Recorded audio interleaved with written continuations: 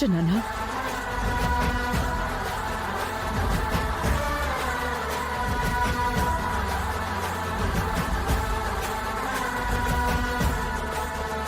అన్నట్టు నువ్వు అక్కడికి ఎందుకు వెళ్ళావు నాన్నా?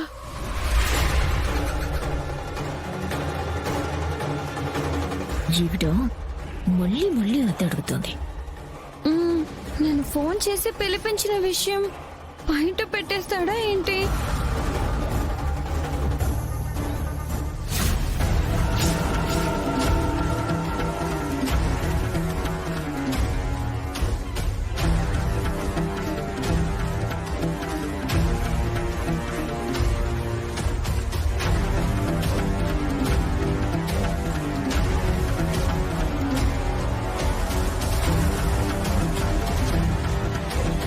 అత్తయ్య గారు అడిగిన దానికి సమాధానం చెప్పకుండా సౌమ్య వంక చూస్తావేంటి దర్శన్?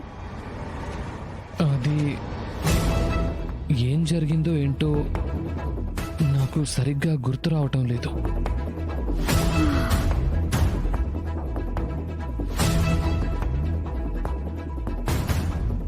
అంటే లోయలో పడిపోయాడు కాబట్టి మెంటలీ రికవర్ కావడానికి కొంచెం టైం పడుతుంది కదా, అందుకే ముందు దర్శన్ రెస్ట్ కోసం లోపలికి తీసుకెళ్ళండి.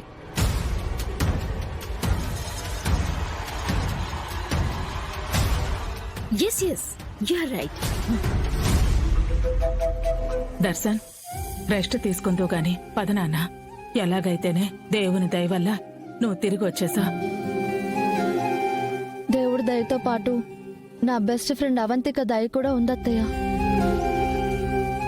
ఎందుకంటే లోయలో పడిన తర్వాత తను ఇంటికి తీసుకువెళ్ళి నా భర్త మీద ఏదైనా చెడు దృష్టి ఉంటే అది పోవడానికి పూజ చేసింది.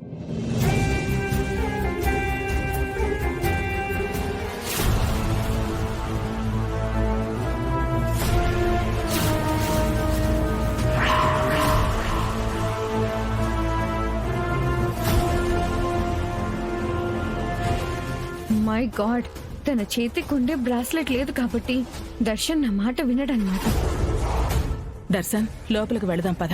పద రా నాన్న.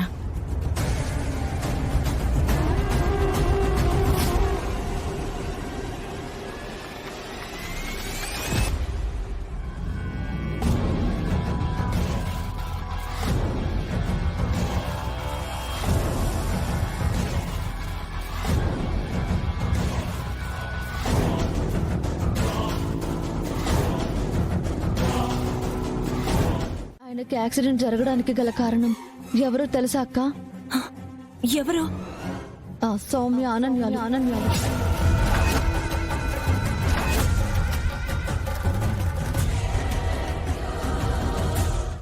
అవునా?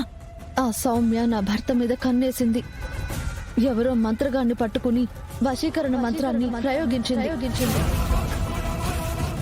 అందుకే ఈ మధ్య దర్శన్ గారు కొంచెం మూడీగా ఉంటున్నారు. మరి ఈ విషయం ఇందాక అందరి ముందు బయట పెట్టుండొచ్చు కదా? చెప్తే సాక్ష్యం ఏంటి, ఆధారం ఏంటని దబాయిస్తారు. అందుకే సైలెంట్ గా ఉండిపోయాను.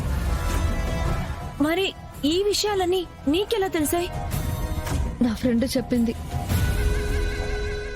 అయితే తనని వచ్చి సాక్ష్యం చెప్పమందాం. నేను తనతో కావాలని చెప్పించానని అంటారు.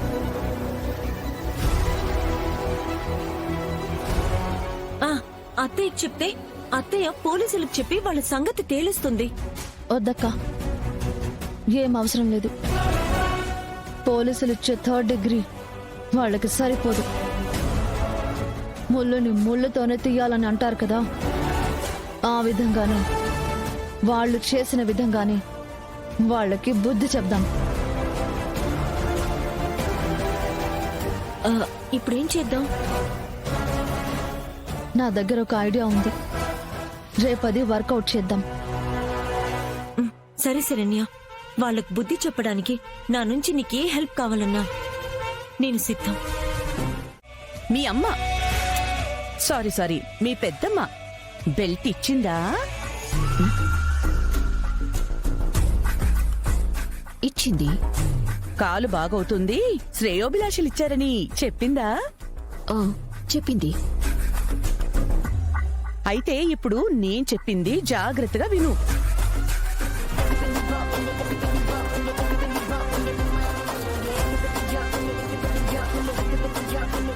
అది నడుం నొప్పి కాళ్ళొప్పి తగ్గించే మెడికల్ ప్రోడక్ట్ కాదు, మరి బెల్ట్ బాంబ్.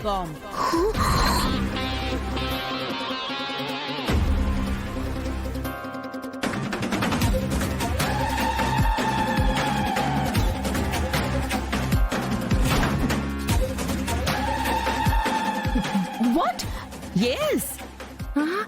ఏందమ్మే ఎందుకు అట్ట అరుచుండావు? పిచ్చిదానా, మీరు చెప్పింది అబద్ధం. నిన్ను ఇంటి నుంచి బయటికి పొమ్మంటే పోకుండా మా ఇంటిని పట్టుకుని వేలాడుతున్నావు కదా, అందుకే అలాంటి పని చేయాల్సి వచ్చింది.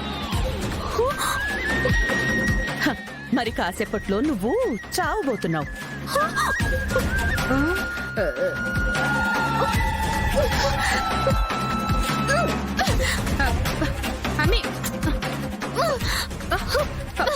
వద్దు, నన్ను చంపొద్దు, నన్ను బతికించండి. అయితే వెంటనే పరిగెత్తుకుంటూ హాల్లోకి దిగిరా.